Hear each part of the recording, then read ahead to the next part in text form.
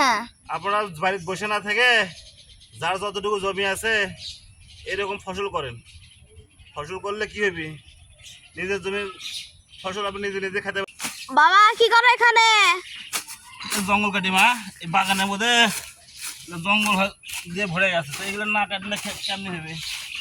এখনই করতে আসতো, একটু পর করলেও তো হইতো। নিজের কাজ নিজেই করা লাগবে, এখন আর পরে আছে। দেখো তুমি তো ঘেমে শেষ।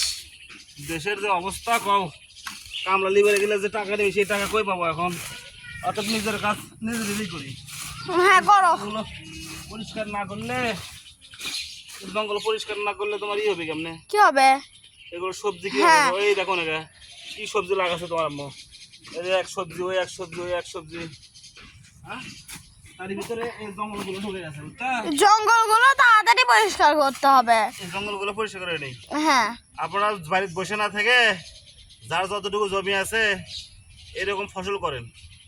ফসল করলে কি হবে, নিজের জমির ফসল আপনি নিজে নিজে খেতে পারবেন, নিজের কাজ নিজে নিজে করবেন। নিজের কাজের ছোট বড় নাই, কোনো লজ্জা শরম নাই, কিচ্ছু নেই। এই দেখেন গাছ লাগাচ্ছে, কয়দিনের মধ্যে গাছ হয়ে গেছে, ফল ধরবে এখন। আমাদের নিজের কাজ নিজে করবেন, সমস্যা কোথায়? বাবা হ্যাঁ, এই গাছগুলো লাগিয়ে আমাদের অনেক উপকার হয়েছে তো।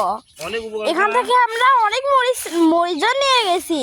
হ্যাঁ, আমরা মনে করো যে এখন ইয়ে খেতে পারবো, পরে বলেন খারাপ ফল খেতে পারবো। হ্যাঁ, আর বাজারে যে কাঁচা আমগুলো পাকার জন্য দেখছো অনেক ফল পাকার জন্য ফরমালিন দেয়, সেগুলো খেলে আমাদের ক্ষতি হতে পারে। দেখো কত কত বড় বড় জঙ্গল আছে, জঙ্গলগুলো পরিষ্কার করে দিলেই আল্লাহ, সব হয়ে যাবে।